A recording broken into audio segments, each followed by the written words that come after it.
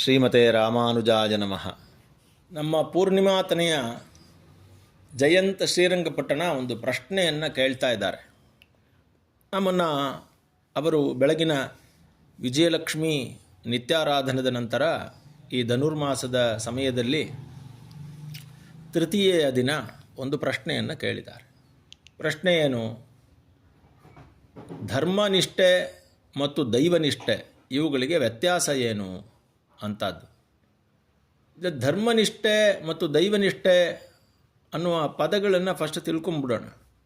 ದೈವನಿಷ್ಠೆ ಅಂತ ಹೇಳಿದ್ರೆ ದೈವ ಅಂದರೆ ಕಣ್ಣಿಗೆ ಕಾಣದ್ದು ಅಂತ ಅರ್ಥ.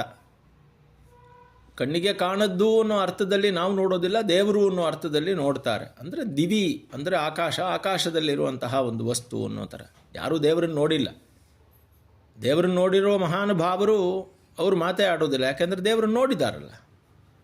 ನೋಡಿಲ್ಲದೆ ಇರೋರೇ ಜಾಸ್ತಿ ಮಾತಾಡಬೇಕಾಗಿರೋದು. ಯಾಕೆಂದರೆ ಅವರು ನೋಡೋದಕ್ಕೆ ಪ್ರಯತ್ನವನ್ನು ಮಾಡೋರು ಕೆಲವರು, ಇಲ್ಲ ಅನ್ನೋರು ಕೆಲವರು, ನೋಡಬೇಕು ಅನ್ನೋ ಹಂಬಲ ಇರೋರು ಕೆಲವರು, ಈ ಥರ ಎಲ್ಲ ಇರ್ತಾರೆ.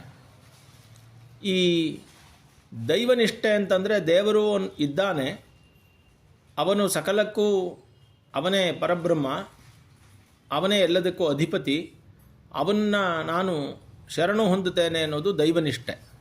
ಸಕಲ ಕಾಲದಲ್ಲಿಯೂ ಅದು ಕಷ್ಟವಿರಲಿ, ದುಃಖವಿರಲಿ, ಸಂತೋಷವಿರಲಿ, ಮದುವೆ ಇರಲಿ, ಮುಂಜಿ ಇರಲಿ, ಆಕಾಶದಲ್ಲಿರಲಿ, ಭೂಮಿಯಲ್ಲಿರಲಿ, ಆ ಪರಮಾತ್ಮನನ್ನು ನಾನು ನಂಬ್ತೀನಿ ಅಂತ ಇರೋದಿದೆಯಲ್ಲ, ಇದು ದೈವನಿಷ್ಠೆ.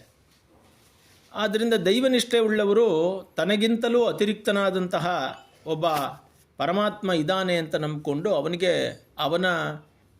ಅವನಿಗೆ ಏನು ಮೋಸ ಮಾಡಬಾರ್ದು. ಯಾಕಂದರೆ ಜನಕ್ಕೆ ಮೋಸ ಮಾಡೋಕ್ಕೋದ್ರೆ ಅವನಿಗೆ ಗೊತ್ತಾಗುತ್ತೆ, ಜನಕ್ಕೆ ಅನ್ಯಾಯ ಮಾಡೋಕ್ಕೋದ್ರೆ ಅವನಿಗೆ ಗೊತ್ತಾಗುತ್ತೆ. ಆದ್ದರಿಂದ ದೇವಕ್ಕೆ ಅನ್ಯಾಯ ಆಗಬಾರ್ದು ಅಂತ ದೇವರ ನಂಬಿಕೆಯಲ್ಲಿ ಯಾವ ಕೆಟ್ಟ ಕೆಲಸವನ್ನು ಮಾಡದೇ ಇರುವಂತಹವರು, ಇದನ್ನು ದೈವನಿಷ್ಠೆ ಅಂತ ಕರಿತೀವಿ. ಆದರೆ ಅವರು ಹೆಚ್ಚಿನ ಅನುಷ್ಠಾನಗಳನ್ನು, ಧರ್ಮಶಾಸ್ತ್ರಗಳನ್ನು ಅಥವಾ ಇನ್ಯಾವುದೋ ಆಚರಣೆಗಳನ್ನು ಜಾಸ್ತಿ ಮಾಡದೇ ಇರಬಹುದು, ಆದರೆ ಪರಮಭಕ್ತಿಯಲ್ಲಿ ಇರ್ತಾರೆ. ಇದನ್ನು ದೈವನಿಷ್ಠೆ ಅಂತ ಕರಿತೀವಿ. ಧರ್ಮನಿಷ್ಠೆ ಅಂತಂದರೆ ಏನು ಅಂದರೆ ಯಾವುದೋ ಒಂದು ಧರ್ಮ ಅಂತ. ಇವಾಗ ಧರ್ಮ ಅಂದರೆ ಏನು ಅನ್ನೋದೇ ಒಂದು ಪ್ರಶ್ನೆ. ಯಾಕೆಂದರೆ ಧರ್ಮ ಮತ್ತು ರಿಲಿಜಿಯನ್ ಎರಡೂ ಬೇರೆ, ಮತ ಮತ್ತು ರಿಲಿಜಿಯನ್ ಬೇರೆ, ಸೆಕ್ಟ್ ಬೇರೆ. ನಮ್ಮ ಭಾರತೀಯ ಸನಾತನ ಹಿಂದೂ ಧರ್ಮ ಮಾತ್ರ ಧರ್ಮ, ಬಾಕಿಯವ ಎಲ್ಲವೂ ಕೂಡ ಪ್ರಪಂಚದಲ್ಲಿ ಒಂದು ರೀತಿಯಾದಂತಹ ಸೆಕ್ಟ್ಗಳು, ಸೆಕ್ಟ್ ಅಂದರೆ ಮತಗಳು, ಅವಾಗೆಲ್ಲ ರಿಲಿಜಿಯನ್ಗಳು.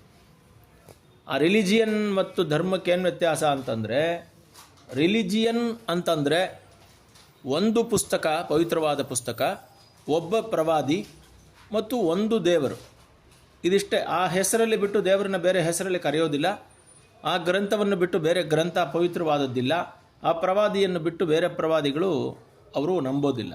ಇದು ರಿಲಿಜಿಯನ್. ಧರ್ಮ ಅಂದ್ರೇನು? ಧರ್ಮದಲ್ಲಿ ದೇವರಿಗೆ ಒಂದೇ ಹೆಸರಿರಬೇಕು ಅಂತ ಏನಿಲ್ಲ.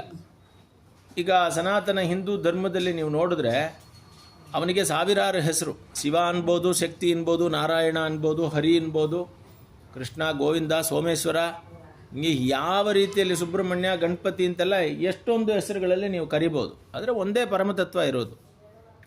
ಮತ್ತು ಒಂದೇ ಪುಸ್ತಕವನ್ನು ಫಾಲೋ ಮಾಡಬೇಕು ಅಂತ ಏನಿಲ್ಲ. ಅವರಿಗೆ ಆತ್ಮ ಉಜ್ಜೀವನಕ್ಕಾಗಿ ಯಾವ ಮಾರ್ಗವನ್ನು ಆಶ್ರಯಿಸಿದರೂ ಒಳ್ಳೆಯದೇ. ಮತ್ತು ಒಂದೇ ಪ್ರವಾದಿನ ನಂಬಬೇಕು ಅಂತ. ಯಾಕೆಂದರೆ ಪ್ರವಾದಿ ಎನ್ನುವಂತಹ ಒಂದು ವಿಚಾರವೇ ನಮ್ಮ ಧರ್ಮದಲ್ಲಿ ಇಲ್ಲ. ಯಾಕೆಂದರೆ ಪ್ರತಿಯೊಬ್ಬರೂ ಪ್ರವಾದಿಗಳಾಗ್ಬೋದು, ಅವರವರ ಆತ್ಮಕ್ಕೆ ಅವರವರು ದೇವರನ್ನು ನೋಡಬಹುದು ಅನ್ನೋದೇ ಸನಾತನ ಧರ್ಮದ ಲೆಕ್ಕ. ಸೊ ಹಾಗಾಗಿ ಧರ್ಮನಿಷ್ಠರು ಅಂತಂದರೆ ಏನು ಅಂತಂದರೆ, ನಮ್ಮ ಭಾರತೀಯ ಒಂದು ವಿಚಾರದಲ್ಲಿ, ಅಂದರೆ ಭಾರತೀಯರ ಕಾಂಟೆಕ್ಸ್ಟಲ್ಲಿ ಧರ್ಮನಿಷ್ಠತೆ ಅಂತಂದರೆ ಯಾರಿಗೂ ಮನಸ್ಸಿನಿಂದಾಗಲಿ ಅಥವಾ ಕ್ರಿಯೆಯಿಂದಾಗಲಿ ಅಥವಾ ದೇಹದಿಂದಾಗಲಿ ತೊಂದರೆಯನ್ನು ಕೊಡದೇ ಇರೋದೇ ಧರ್ಮ. ಯಾಕೆಂದರೆ ಧರ್ಮ ಅಂತಂದ್ರೇ ಬೇರೆಯವರಿಗೆ ಪರೋಪಕಾರ ಮಾಡುವಂಥದ್ದು ಧರ್ಮ. ಪಾಪ ಅಂತಂದರೆ ಪರಪೀಡನ ಅನ್ನೋದು ನಮ್ಮೆಲ್ಲ ಶಾಸ್ತ್ರಗಳ ನಿರ್ಣಯ. ಆದ್ದರಿಂದ ಧರ್ಮನಿಷ್ಠೆ ಅಂತಂದರೆ ಅವನು ಒಂದು ವೇಳೆ ದೇವರನ್ನು ನಂಬದೇ ಇದ್ದರೂ ಸರಿ, ಬೇರೆಯವರಿಗೆ ತೊಂದರೆ ಕೊಡದೇ ಇದ್ದರೆ ಅದು ಧರ್ಮನಿಷ್ಠೆ. ಯಾರಿಗೂ ತೊಂದರೆ ಕೊಡದೇನೆ ದೇವರನ್ನು ಒಂದು ನಂಬಿಕೆಯಾಗಿ ಸ್ವೀಕರಿಸಿ, ದೇವರು ಎಲ್ಲ ಕಾಲದಲ್ಲೂ ನನ್ನ ಜೊತೆನೇ ಇದ್ದೇ ಇದ್ದಾನೆ ಅನ್ನೋದೇ ದೈವನಿಷ್ಠೆ. ಸೊ ಧರ್ಮನಿಷ್ಠೆ, ದೈವನಿಷ್ಠೆ ಎರಡೂ ಇದ್ದವನು ಅವನು ಮಹಾತ್ಮನಾಗ್ತಾನೆ. ಶ್ರೀಮತೆ ರಾಮಾನುಜಾಯ ನಮಃ. ಶ್ರೀಮತೆ ರಾಮಾನುಜಾಯ ನಮಃ.